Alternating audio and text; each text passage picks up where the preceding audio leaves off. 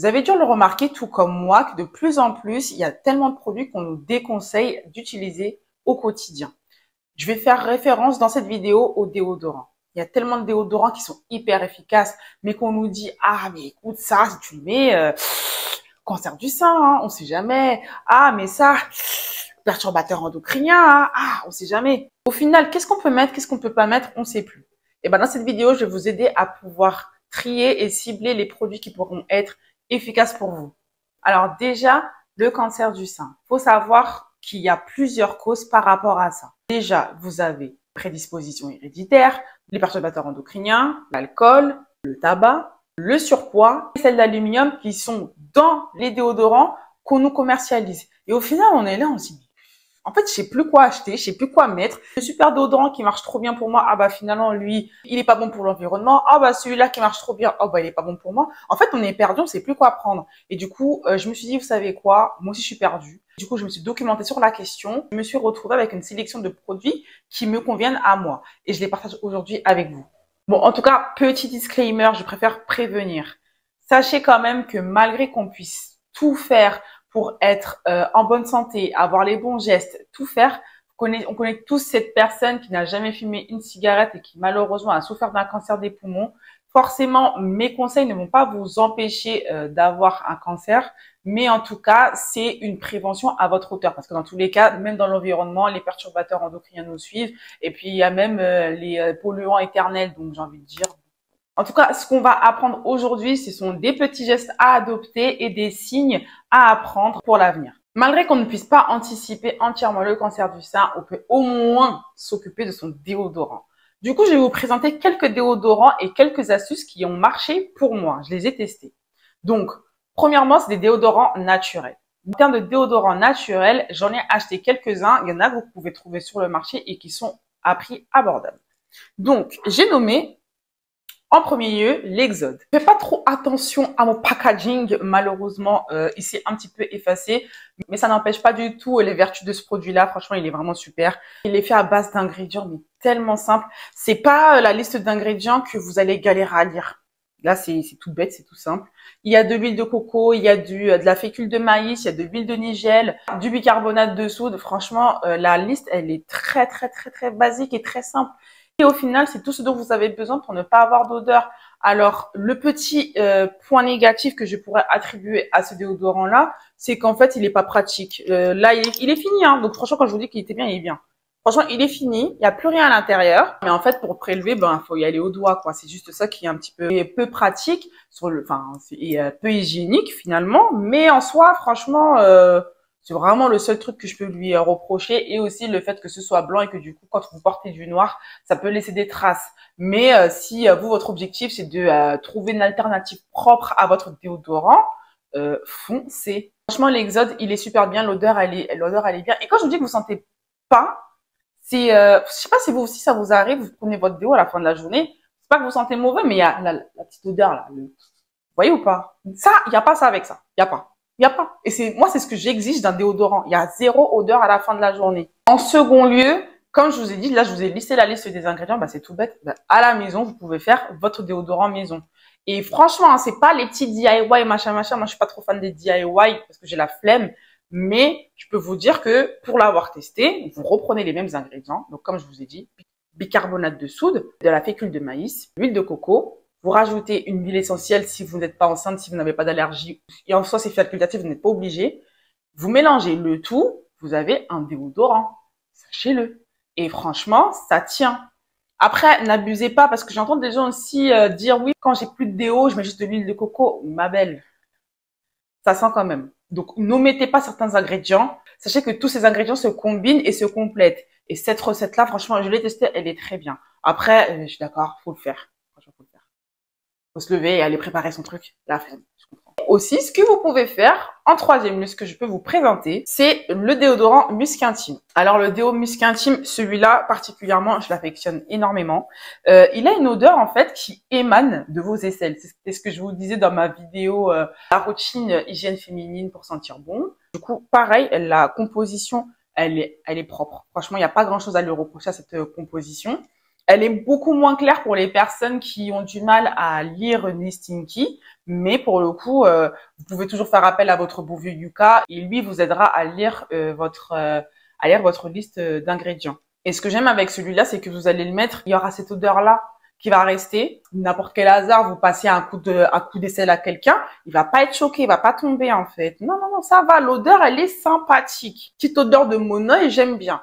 Vous avez aussi le rose qui est au musc blanc. Et celui-là, au musc blanc, je l'aime beaucoup, mais petit bémol, il laisse des traces blanches aussi.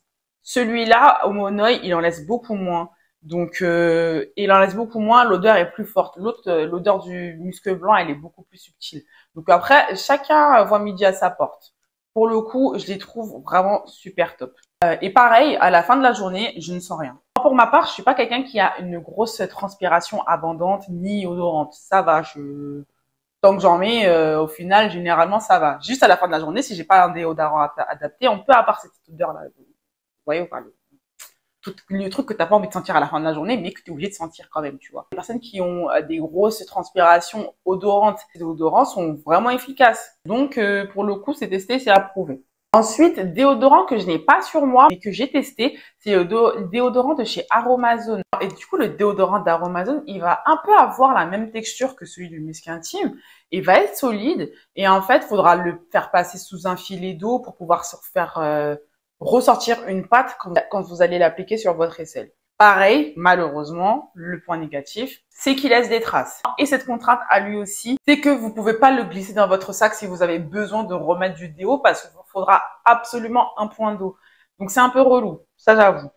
Ensuite, en dernier point, la dernière astuce que j'ai testée, c'est la détox d'aisselle. Alors, la détox d'aisselle, c'est une recette que j'ai vue sur le compte de By Cynthia K, une femme qui d'ailleurs a eu un cancer du sein et qui donne énormément de conseils sur son compte Instagram pour pouvoir se détoxifier au maximum, pour pouvoir avoir les meilleures habitudes naturelles. On va l'appliquer sur ses aisselles pendant 5 à 10 minutes, les rincer. Et en gros, c'est une cure qu'elle fait pendant 2 semaines et ensuite, elle a plus besoin de mettre de déo. Franchement, c'est vraiment pas mal. J'ai essayé. J'ai essayé. J'ai essayé de faire ça en plein mois de juin, en plein mois de juillet. La folie, en fait. Et franchement, je sentais pas. Franchement, je sentais pas mauvais. Et j'étais même surprise. Mais je le faisais en cure. Et au bout d'un moment, par contre, je vous mens pas, pendant 2 semaines, appliquer la pâte sur les aisselles. Ouais, donc c'est comme ça que j'ai cherché une alternative naturelle parce que je me suis dit moi par contre je pourrais jamais faire sans déodorant et elle a fait sans déodorant du coup. Elle fait juste sa cure de détox d'aisselle et elle met plus de déo. Même les déos les plus naturels là, elle n'en met pas. Pour certains ça marche, pour d'autres ça ne fonctionne pas. Après je pense que ça doit être une personne qui a un profil à ne pas beaucoup transpirer mais du coup encore moins que moi, j'imagine. Donc voilà, un grand bien lui fasse. Mais en tout cas, si vous voulez aller sur son compte Instagram, c'est une naturopathe qui d'ailleurs, elle, a eu un cancer du sein. C'est pour ça que du coup, elle s'oriente énormément sur des choses qui sont beaucoup plus naturelles. Elle a une recette pour tout. Tout est adapté à tout qu'elle trouve dans la nature. Je suis énormément ses conseils et franchement, elle a de très bons conseils. Mais après, je vous avoue que tu psychotes un peu. Tu psychotes un peu parce que du coup, tu es là, si je fais ça, cancer. Et si je fais ça, cancer. Prenez l'information qui vous intéresse et vous laissez le reste. Parce que sinon, vous allez avoir l'impression d'être greenwashé. C'est pas le but non plus. J'essaie de faire au maximum pour retirer des produits de mon quotidien. Mais du perturbateur endocrinien, il y en a partout. Là, j'utilise du liquide vaisselle. Le liquide vaisselle, c'est pareil. Il y a forcément des perturbateurs endocriniens et pourtant je lave mes assiettes avec. Donc bon. Je psychote pas non plus, j'essaie de faire au mieux. Je ne culpabilise pas, donc ne culpabilisez pas. Faites au mieux, faites comme vous pouvez. Troquez ce que vous pouvez troquer pour pouvoir avoir un intérieur sain, des produits sains, des cosmétiques saines. Et aussi, si vous êtes dans cette transition-là, sachez que vous ne pouvez pas tout changer d'un coup. Ça va prendre du temps. Je vous ai exposé tous les déodorants avec leur aspect positif et négatif. Choisissez ce qui vous intéresse. Laissez ce qui ne vous intéresse pas. Je sais très bien et pertinemment que dans le commerce, il y a des déodorants qui sont hyper efficaces. Et vraiment, il n'y a pas de transpiration. Mais parfois, c'est des faux amis. Hein. Le Pierre d'Alain, c'est pas top. Hein, pour finalement, il y a des sels d'aluminium à l'intérieur. Pourtant, vous vendez ça comme un truc hyper naturel. Il y a aussi le déodorant Nartin en stick. Alors lui, il fait fureur sur les réseaux. Et franchement, je l'ai jamais utilisé. Je crois toutes les personnes qui disent qu'il est top. Parce que franchement, personne ne s'en plaint. Mais malheureusement, pareil, la composition, elle laisse à désirer aussi. Elle est vraiment loin d'être clean. Donc, ce que j'ai envie de vous dire, c'est que si ça vous convient comme ça, gardez. Restez avec ça. Si ça vous convient, il n'y a pas de souci. Moi, ma mission à travers cette vidéo, c'est juste d'éveiller les esprits, de savoir que, ok, je sais que c'est pas bon, j'utilise quand même. Donc, c'est en connaissance de cause. Franchement, c'est plus important pour moi. Ma mission, elle est accomplie. Parce que moi, ce que j'aime pas dans ce commerce-là, c'est qu'on nous fait prendre, désolé du terme, des merdes et on nous le vend pas comme des merdes. Ça m'agace. Au moins, j'ai envie de savoir ce que je mets et ensuite, je prends la responsabilité de ce que j'ai mis. Je sais que, ça c'est pas bon, mais tant pis. Parce que l'aspect positif du produit prévaut sur les inconvénients de ce produit-là. Et parce que moi, tant mieux. Sur toute la sélection que je vous ai donnée, s'il y en a bien un à retenir et celui, moi, que je préfère, ça reste le musc intime. Ça reste vraiment le musc intime. Et celui-là, que le musc blanc, même si je l'ai, je l'utilise aussi. Mais je préfère vraiment celui-là, il laisse vraiment pas de traces. En tout cas, un minimum de traces. Il n'y a pas de traces zéro, je vais pas vous mentir, mais forcément, il y aura toujours des inconvénients, même dans le clean. Hein. Toujours des inconvénients quelque part. Donc, à vous de voir si l'inconvénient vous convient. Non, je rigole. Faites au mieux. Moi, en tout cas, c'est ce que j'essaie de faire. Toute ma cosmétologie n'est pas clean, encore moins mon make-up. Je suis pas non plus experte sur la question, juste je suis infirmière, donc j'ai un rôle de prévention, on va dire ça comme ça. Et je me suis dit que ça pouvait être intéressant d'en parler aussi avec vous sur ma chaîne. Donc voilà, sur ceci, j'espère que cette vidéo vous aura plu et nous, on se retrouve dans une prochaine vidéo. Salut!